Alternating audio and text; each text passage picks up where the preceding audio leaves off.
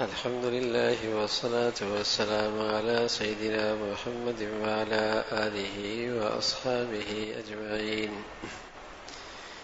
الحمد لله والصلاة والسلام على سيدنا محمد وعلى آله وأصحابه أجمعين. أما بعد فأعوذ بالله من الشيطان الرجيم. بسم الله الرحمن الرحيم. اليوم أكملت لكم دينكم وأتممت عليكم نعمتي ورضيت لكم الإسلام دينا. صدق الله العظيم.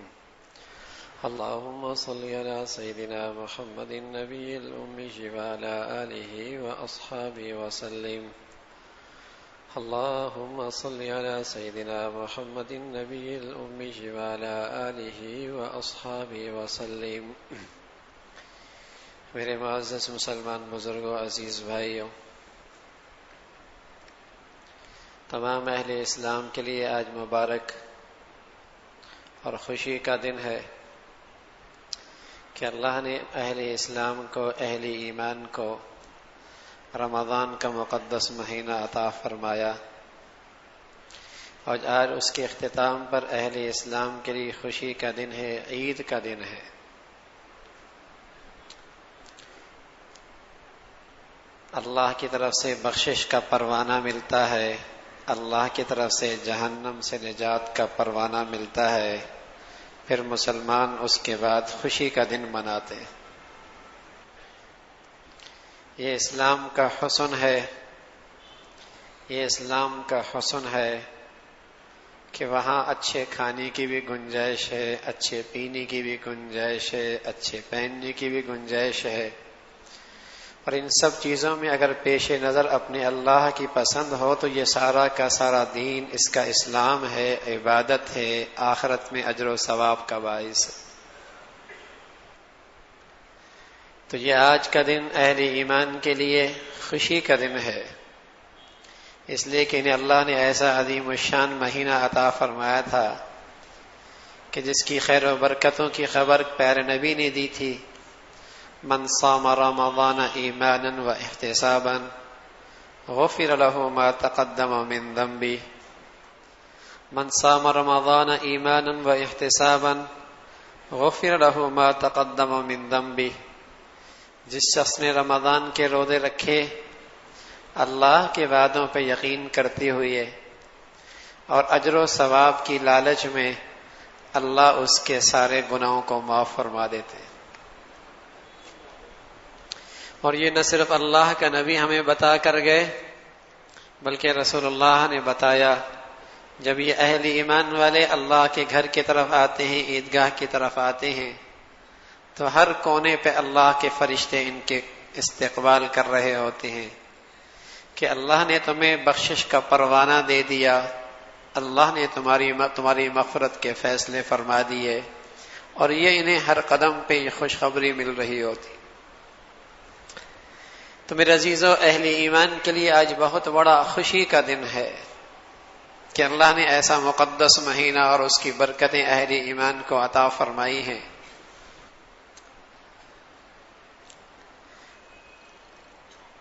ایک روزہ، ایک رمضان ہم گزار چکے ہیں۔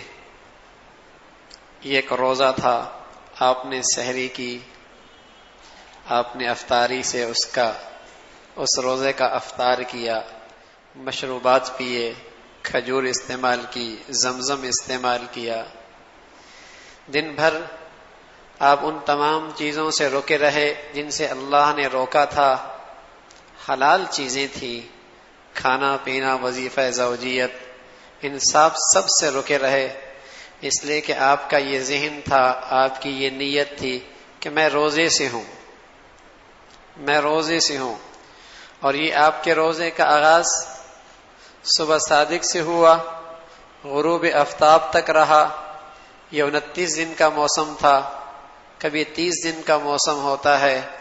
میرے عزیزو، اہل ایمان کا روزہ ختم نہیں ہوا، اہل اسلام کا روزہ ختم نہیں ہوا، بلکہ ایک چھوٹا روزہ، ایک مہینے کی مدت تو ختم ہو گئی، لیکن جس روزے کے بدولت، جس روزے کے صدقے میں مسلمانوں کو رمضان کے روزے ملے، اور جس روزے کے صدقے میں مسلمانوں کو عید ملی، اور جس روزے کے صدقے میں مسلمانوں کو عزت ملی، انسانیت ملی، جس روزے کے صدقے میں اہل ایمان کو نماز ملی، حج ملا، عبادات ملی، اللہ کی معرفت نصیب ہوئی، وہ روزہ اب بھی ہے، اور وہ روزہ اسلام کا روزہ ہے۔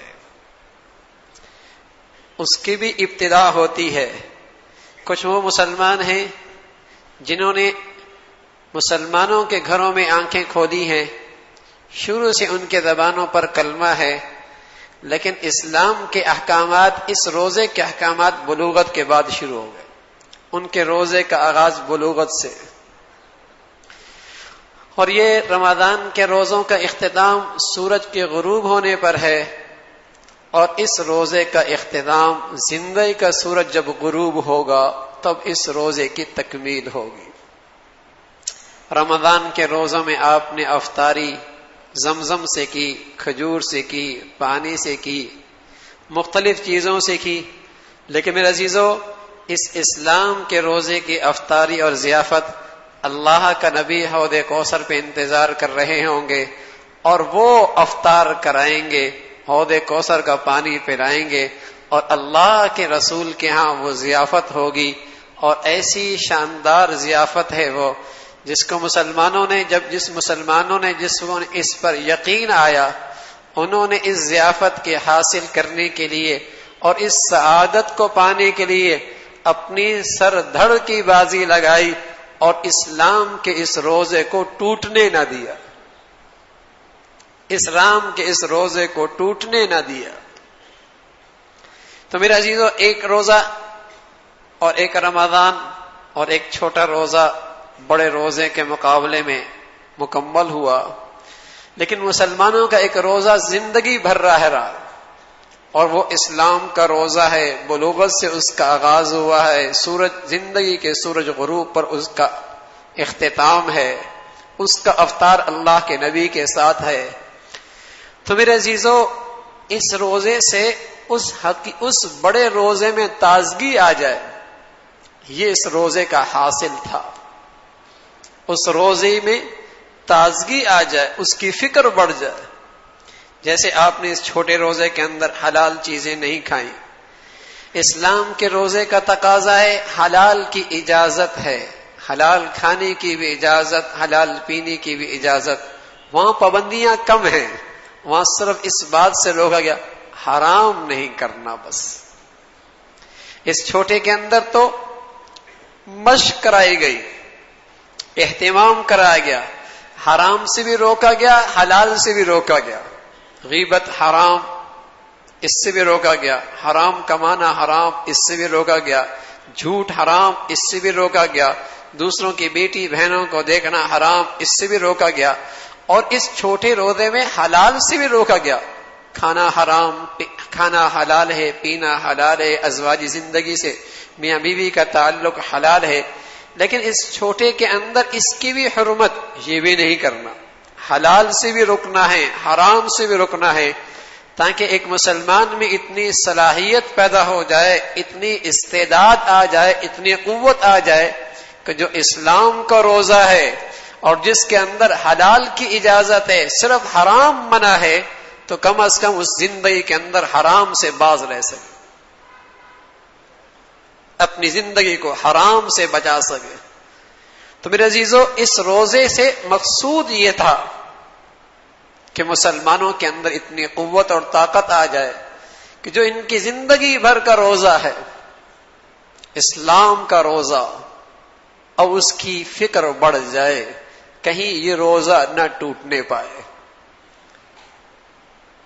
رمضان کا روزہ توڑ دے، کھانا کھا لے، تو اس کا کفارہ ہے، 2 مہینوں کے روزے رکھنے پڑتے ہیں۔ اور میرے عزیزو، کہیں ایسا نہ ہو اسلام کا روزہ ٹوٹ گیا، اسلام کا روزہ ٹوٹ گیا اور اس کی قدر نہ کی اور اس کو توڑ دیا، تو میرے عزیزو پھر اللہ کے حبیب کی شفاعت سے محرومی، پھر حضور کے دستے مبارک سے جام کوثر پانے سے محرومی ہے، پھر اللہ کے نبی کے سامنے سرخروئی سے معلومی ہے، پھر شرمندگی ہے، پھر شرمندگی ہے، پھر ذلت اور پستی ہے۔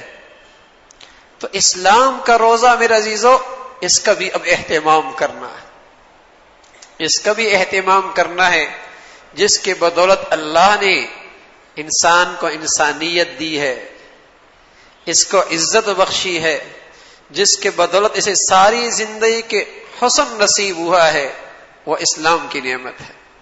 یہ اللہ کی طرف سے غیر معمولی نعمت ہے۔ تو اب اس رمضان کے بعد ہمارے اسلام کی زندگی میں بہار آنی چاہیے، بلکہ یہی ایک بڑی قبولیت کی نشانی ہے۔ کسی کا رمضان اللہ کے بارگاہ میں قبول ہو گیا اور اللہ کے دربار سے سب سے بڑی دولت اسے بخشش کی مل گئی، اس کی ایک بڑی نشانی یہی ہے کہ رمضان سے پہلے اور رمضان کے بعد کی زندگی میں فرق آ جائے۔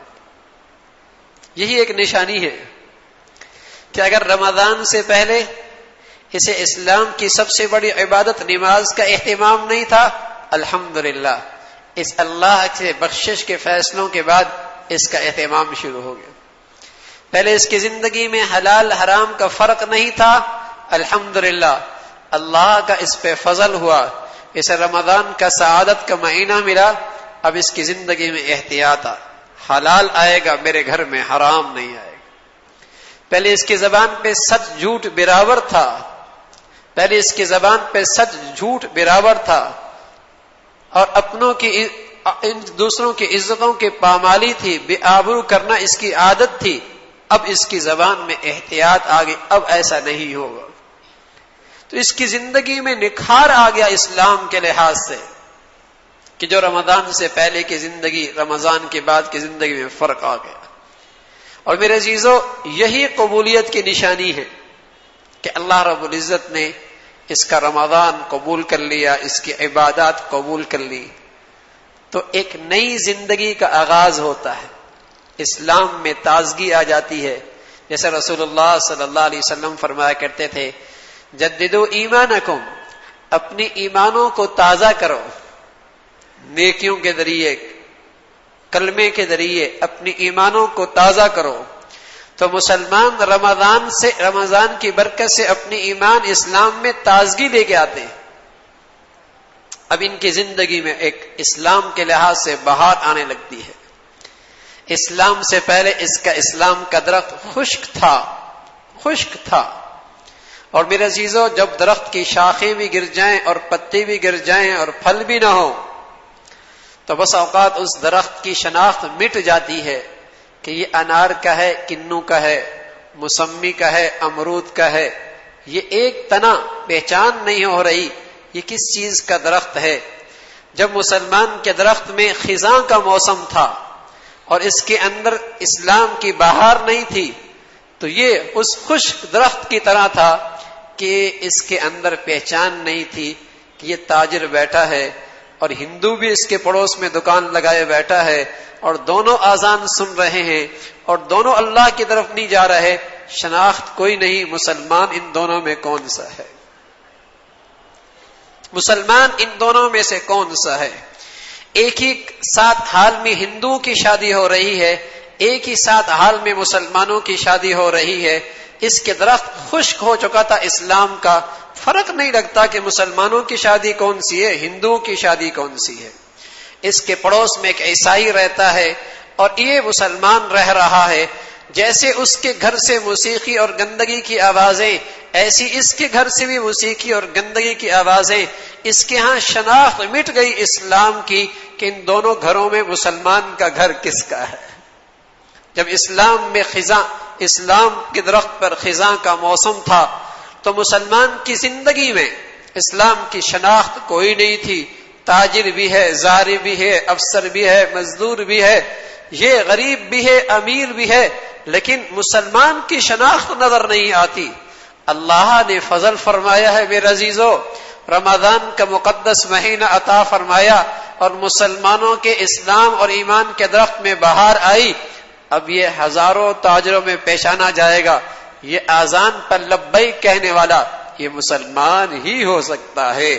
اور یہ امانت اور دیانت کو اپنی تجارت میں زندہ کرنے والا یہ مسلمان ہی کا حسن ہے، اور یہ آنکھوں میں حیا اور زبان پر سچائی اور لقمہ حلال کی فکر یہ مسلمان ہی کا امتیاز ہے۔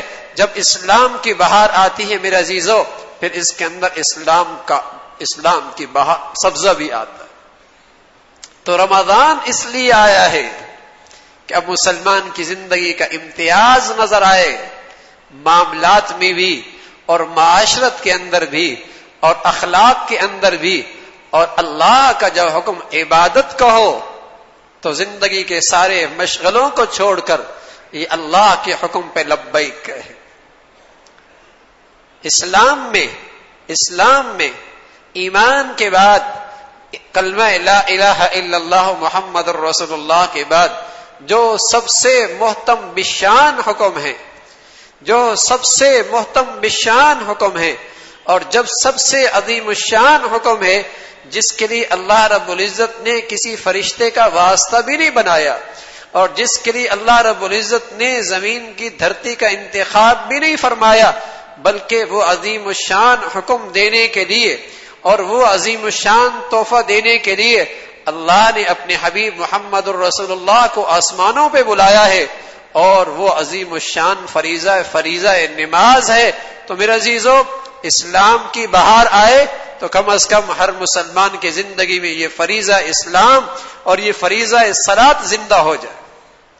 اور حضور علیہ الصلوۃ والسلام کے پاس جب بھی کوئی شخص آتے اور کلمہ پڑھتے تو اللہ کے نبی سب سے پہلے انہیں نماز کی تلقین فرماتے اور فرمایا کرتے تھے کہ اگر اس کو صحیح طریقے سے اس نے آداب اور شرائط کے ساتھ پڑھ لیا پھر اس کے اندر پورے دین پہ چلنے کی صلاحیت پیدا ہو جائے گی، پھر اس کے اندر پورے دین پہ آنے کی صلاحیت پیدا ہو جائے گی۔